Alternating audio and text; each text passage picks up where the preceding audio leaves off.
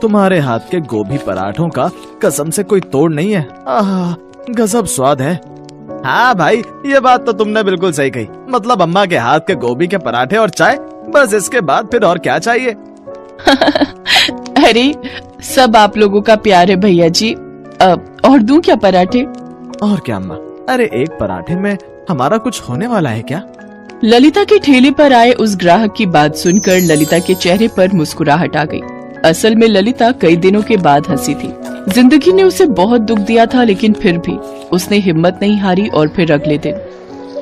अरे अम्मा क्या बात है, आज तो कुछ और ही स्वाद आ रहा है पराठों में। कुछ अलग किया है क्या? ना भैया, सब कुछ वैसा ही तो है। हाँ, आज तो पराठे और भी बढ़िया लग रहे हैं। बताओ ना अम्मा, कुछ तो अलग बात है आज। अरे कुछ नहीं भैया, ये जो पराठे आप लोग खा रहे हैं ना, ये बिल्कुल ताजी गोभी से बने हैं। आज सुबह ही अपने खेत से गोभी तोड़ कर लाई हूँ। तो ये बात है। सच है, ताजी सब्जी का स्वाद ही कुछ और होता है। देखो क्या गजब के लग रहे हैं पराठे। हाँ भैया, ये तो है। अच्छा अम्मा, चलते हैं। ये बताओ कितने पैसे हुए? आपके 4 पराठे हुए तो आप बस 80 रुपए दे दो। सही है अम्मा, केवल 80 रुपए में 2 लोगों के पेट और मन दोनों भर गए। और क्या चाहिए? ये लो आपके पैसे। ठीक है अम्मा, राम राम। राम राम भैया, राम राम। वो दोनों ललिता को नमस्ते करके आगे बढ़ गए। ललिता उन दोनों को जाते हुए देख रही थी। उन दोनों लड़कों को जाते हुए देखकर ललिता को अपने बेटों की याद आ गई। ललिता आज बिल्कुल अकेली थी, लेकिन कभी उसका भी भरा पूरा परिवार था। मगर एक सड़क हादसे में ललिता के पति और उसके दोनों जवान बेटों की मौत हो गई थी। तभी से ललिता अपना पेट पालने के लिए गोभी के पराठे बनाने लगी। उसके दोनों बेटे हमेशा उससे कहते थे कि वो गोभी के पराठे बहुत अच्छे बनाती है।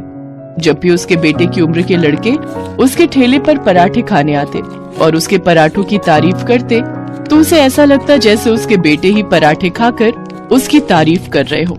फिर एक दिन, अम्मा आज पराठे खा नहीं पाऊंगा, तुम एक काम करो, जल्दी से पराठे बनाकर पैक कर दो, मैं घर जाकर खाऊंगा। हाँ अम्मा, मेरे लिए भी 2 पराठे पैक कर देना। ललिता उन दोनों लड़कों के लिए जल्दी जल्दी पराठे बनाने लगी। तभी उसने देखा कि 5-6 साल का एक लड़का लगातार उसके ठेले को देख रहा है। ललिता ने उसे देखा और पराठे बनाने में लग गई। ऐसे ही 2 घंटे बीत गए। वो बच्चा ठेले को देखता रहा। तब ललिता उसके पास गई। क्या हुआ लल्ला, तुम इतनी देर से यहाँ क्यों बैठे हो? आंटी, मैं खो गया हूँ। हैं? खो गए हो? अब कहाँ रहते हो तुम? नाम क्या है तुम्हारा? मैं अपने घर में रहता हूँ, मेरा नाम आरव है। अरे कोई मोहल्ला, बिल्डिंग कुछ तो होगी ना? वो तो मुझे नहीं पता। मैं तो स्कूल के बाहर अपने पापा का इंतजार कर रहा था। तभी वहाँ से बहुत सारे लोग निकले जो बाजा बजा रहे थे। मैं उनके साथ चलता गया और यहाँ पहुँच गया। अब मुझे रास्ता समझ नहीं आ रहा, कहाँ जाऊँ? अच्छा, अब समझी। तो तू प्रभात फेरी वालों के साथ आ गया। तूने कुछ खाया? नहीं आंटी, मुझे बहुत भूख लगी है। पराठे खाएगा गोभी के? पर मेरे पास पैसे नहीं है आंटी। पैसे किसने मांगे तुझसे? चल आजा पराठे खा ले और मुझे अपना आई कार्ड दे, उसमें जरूर कोई ना कोई नंबर लिखा होगा। ललिता ने झट से आरव के लिए गोभी के पराठे बनाए।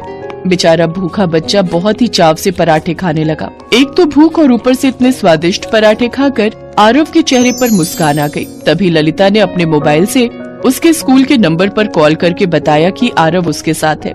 कुछ देर बाद एक बड़ी सी गाड़ी उसके ठेले के पास आई और फिर, आंटी ये मेरे पापा की गाड़ी है, आप ही ने स्कूल में फोन किया था।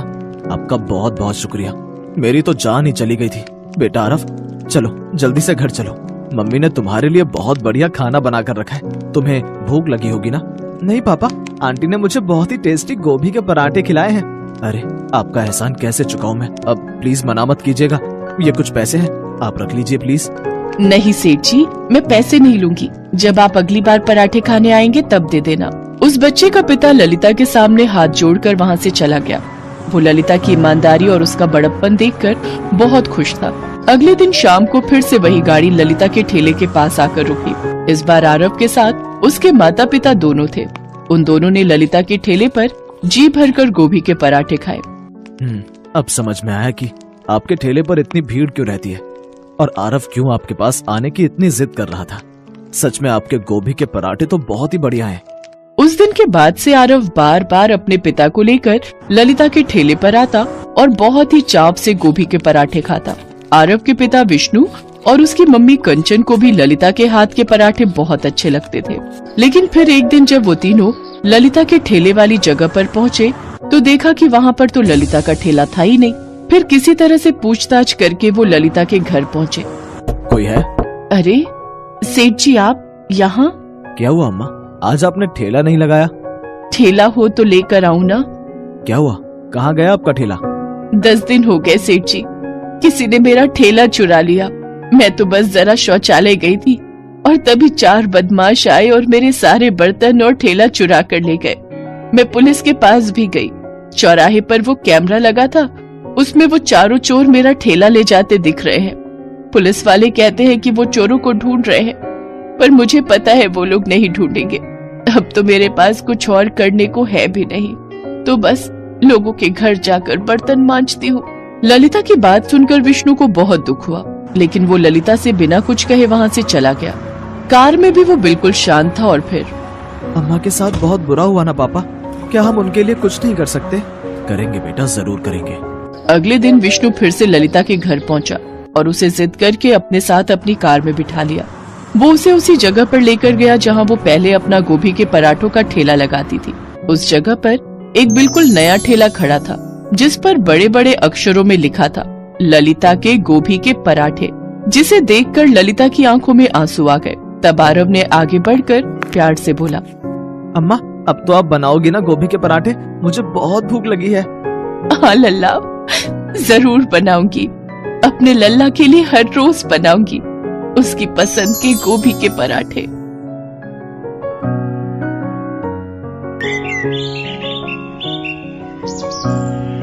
माधोपुर गांव में संदीप नाम का एक व्यक्ति अपनी पत्नी अंजू के साथ एक बड़े से घर में रहता था। उन दोनों की केवल एक ही संतान थी और वो था उनका बेटा मयंक, जो कि विदेश में जॉब करता था।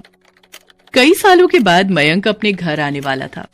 ये जानकर संदीप और अंजू काफी खुश थे और वो बड़ी बेसब्री से उसका इंतजार कर रहे थे।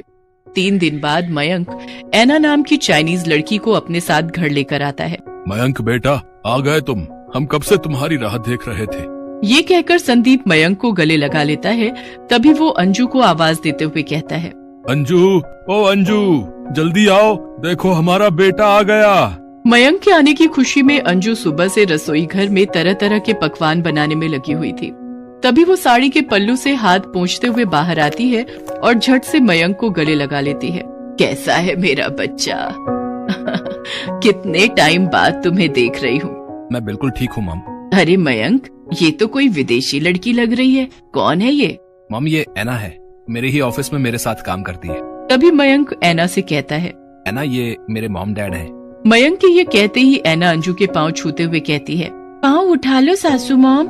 ये क्या बोल रही है मयंक? अरे ऐना, पाँव उठा लो नहीं, पाए लागू बोलते हैं। ओह, आई एम सॉरी सासू मॉम। मयंक, ये लड़की बार बार मुझे सासू मॉम क्यों बोल रही है?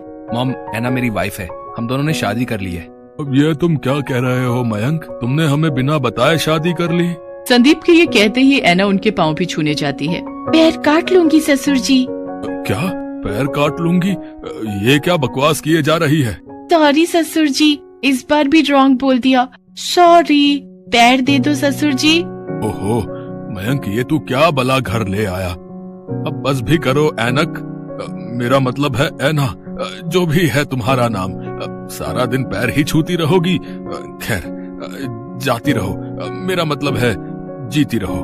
बेटा, ये सब चल क्या रहा है, क्या तू हमें बताएगा? मॉम, मैं ये सब आपको बाद में बताऊंगा, अभी मैं बहुत थक गया हूँ और मुझे बहुत जोरों की भूख भी लगी है। मयंक ये कहते ही अपने कमरे में चला जाता है। ऐना ने बहुत छोटे छोटे कपड़े पहने हुए थे। संदीप और अंजू बार बार ऐना के कपड़ों को ही देखे जा रहे थे। हे भगवान, ये कैसे आधे अधूरे कपड़े पहन रखे हैं इस लड़की ने। मयंक की तो मती ही मारी गई थी जो इसे हमारी बहू बना कर ले आया। अगर आसपास पड़ोस वालों ने इसे इस तरह के कपड़ों में देख लिया ना, तो पता नहीं कैसी कैसी बातें बनाएंगे। ऐना, तुम यहीं रुको, मैं अभी आई। इसके बाद अंजू अपनी एक साड़ी लाकर ऐना को देते हुए कहती है, ये लो साड़ी, अब तुम जल्दी से अपने कमरे में जाओ और कपड़े बदल कर आओ। इसके बाद ऐना मयंक के कमरे में चली जाती है। तभी अंजू की पड़ोसने उसके घर आती हैं। क्यों अंजू बहन, इतनी जल्दी तुमने हमें पराया कर दिया? घर में फिरंगन बहू ले आई और हमें बताया तक नहीं। हाँ अंजू बहन, आपने हमारे साथ ऐसा क्यों किया? हमें आपसे ये उम्मीद नहीं थी। भाई क्या करे, जिसकी विदेशी बहू आती है ना, उसके ऐसे ही ठाट बाट बढ़ जाते हैं। क्या बकवास किए जा रही हो तुम दोनों? इतनी देर से वो लड़की हमारा दिमाग खराब कर रही थी, अब तुम दोनों भी शुरू हो गई। अरे वो मेरी बहू है, मुझे ये खुद अभी पता चला। अब तुम दोनों जाओ यहाँ से, मैं पहले ही बहुत परेशान हूँ। अरे अंजू बहन, अब इतने भाव क्यों खा रही हो? बहू का एक बार चेहरा तो दिखा दो। तुम्हारी बहू क्या हूर की परी है जिसे देखेंगे तो नजर लग जाएगी? तुम दोनों जाती हो या मैं? हाय हाय, इतना भी क्या गुस्सा। हम जाते हैं, चलें। इसके बाद वो दोनों वहाँ से चली जाती हैं। अंजू परेशान होकर सर पर हाथ रखते हुए सोफे पर बैठ जाती है। उधर ऐना अपने पति से कहती है, मयंक, हमको बहुत जोरों का भूख लगी है, लेकिन हमको ये इंडियन खाना नहीं खाना। अच्छा, तो फिर तुम जल्दी से किचन में जाकर अपनी पसंद का कुछ बना लाओ। मयंक की बात सुनकर ऐना किचन में जाती है। वहाँ उसे समझ नहीं आ रहा था कि वो क्या बनाए। अरे हमको तो कुछ समझ नहीं आ रहा कि हम क्या बनाएं। हमको तो ये भी नहीं पता कि ये कौन सी सब्जी है। क्या बनाऊं? हमको तो बहुत जोरों का भूख भी लगा है। तभी ऐना को रसोई की दीवार पर 2 छिपकली दिखती है। अरे वाह, मिल गया हमको खाना, अब तो हम इन्हीं को खाएगा। ऐना बगल में रखे लकड़ी के स्टूल पर चढ़ जाती है और हाथ से दोनों छिपकलियों को पकड़ने लगती है। तभी अंजू रसोई में आ जाती है। वो जैसे ही ऐना को छिपकली पकड़ते देखती है, वो जोर से चिल्ला पड़ती है, बाप रे बाप, हे राम, ये क्या कर रही हो बहू तुम? अंजू के चिल्लाने की आवाज सुनते ही मयंक और संदीप भी किचन में आ जाते हैं। उधर ऐना भी अपने दोनों हाथों में छिपकली पकड़ लेती है। क्या हुआ मॉम, आप इतनी जोर से क्यों चिल्लाई? Everything is all right? हाँ भाई, ऐसा भी क्या हो गया? क्यों इतना शोर मचा रखा है? अरे वो देखो, उस ऐना ने क्या पकड़ रखा है। तभी संदीप और मोहित ऐना की ओर देखते हैं। उसने अपने दोनों हाथों में छिपकली पकड़ रखी थी जो बुरी तरह फड़फड़ा रही थी। ये देखकर दोनों की चीखें निकल जाती हैं। हे भगवान, अब इस छिपकली ने, मेरा मतलब है ऐना ने, ये क्या पकड़ लिया? अरे आप सब लोग इतना डरता क्यों है इससे? तुमको पता है इसका तो बहुत ही टेस्टी चटनी बनता है। मैं इसकी चटनी बनाकर आप सबको खिलाऊंगी, फिर देखना आप कैसे अपनी उंगली चाटता रह जाएगा। अब मैं जल्दी से इसकी चटनी बना देती हूँ। संदीप और अंजू लगातार मयंक को घूरते जा रहे थे। तभी वो मयंक को डांटते हुए कहती है, अरे करम जले, कहाँ से उठाकर ले आया इस बला को? और तू मेरी माँ परेशान कर रखा है हम सबको। ये सब नहीं बनता मेरे घर में, जल्दी से इसको खिड़की से बाहर फेंक दे। आप एक बार खाइए तो सासू मॉम, आपको बहुत पसंद आएगा। मैं तेरे पैर पड़ती हूँ ऐना, प्लीज जल्दी से फेंक दे इसे। अरे कौन सा वो मनहूस समय था मयंक जब तूने मेरी कोख से जन्म लिया। अरे ऐसा दिन देखने से पहले हम मर क्यों नहीं गए? मॉम आप चिंता मत करो, मैं उसे सब अच्छे से समझा दूंगा। चलो ऐना, अपने कमरे में चलो। अपने कमरे में ले जाकर मयंक ऐना को सब कुछ समझाने लगता है। उनके घर का खाना पीना, रहन सहन। उधर अंजू हॉल में सोफे पर बैठकर अपनी किस्मत को कोस रही थी। ना जाने कौन से कर्म किए थे मैंने जिसकी सजा में भुगत रही हूँ। तभी संदीप जोर जोर से हंसने लगता है। कुछ भी कहो, लेकिन बहू बिल्कुल तुम्हारी टक्कर की आई है। बाहर वाले क्या कम थे जो अब आप भी शुरू हो गए? अंजू को उसकी ननद का फोन आता है।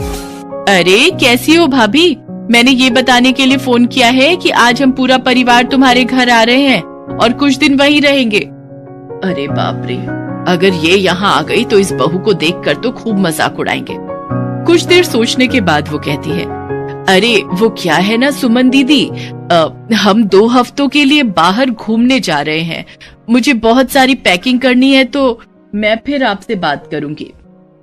तुम कब से झूठ बोलने लग गई अंजू? तो क्या करूं जी, पहले ही इस बहू ने आकर मेरा बीपी बढ़ा दिया है, ऊपर से रिश्तेदार आकर इसका और मजाक उड़ाएंगे। पता नहीं इसके साथ मैं सारा जीवन कैसे रहूंगी।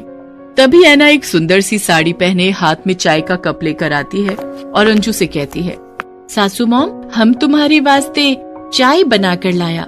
सुनो जी, क्या ये अपनी बहू ऐना ही है? यस सासू माँ, हम आपका बहू ऐना ही है। हमको मयंक ने सब समझा दिया है, यहाँ का रीति रिवाज, खाना पीना, पहनना ओढ़ना। इससे पहले हमसे जो भी मिस्टेक हुआ उसके लिए आई एम सॉरी। अब से हम आपको शिकायत का एक भी मौका नहीं देगा। एक्चुअली मेरे मॉम डैड नहीं है, मैं एक अनाथ हूँ, तो हमको ये सब नहीं पता, लेकिन धीरे धीरे मैं सब सीखने की कोशिश करूंगी। ऐना की बातें सुनकर अंजू और संदीप भावुक होते हैं और वो उसे गले लगा लेते हैं। हमें तो पता ही नहीं था हमारी बहू इतनी प्यारी है। बेटा तुम चिंता मत करो, धीरे धीरे मैं तुम्हें सब समझा दूंगी। इसके बाद अंजू ऐना को हर काम सिखा देती है। कुछ ही महीनों में ऐना इंडियन खाना, यहाँ के रीति रिवाज और भाषा अच्छे से सीख जाती है। फिर सब कुछ अच्छे से चलने लगता है और सब खुशी खुशी एक साथ जीवन व्यतीत करते हैं।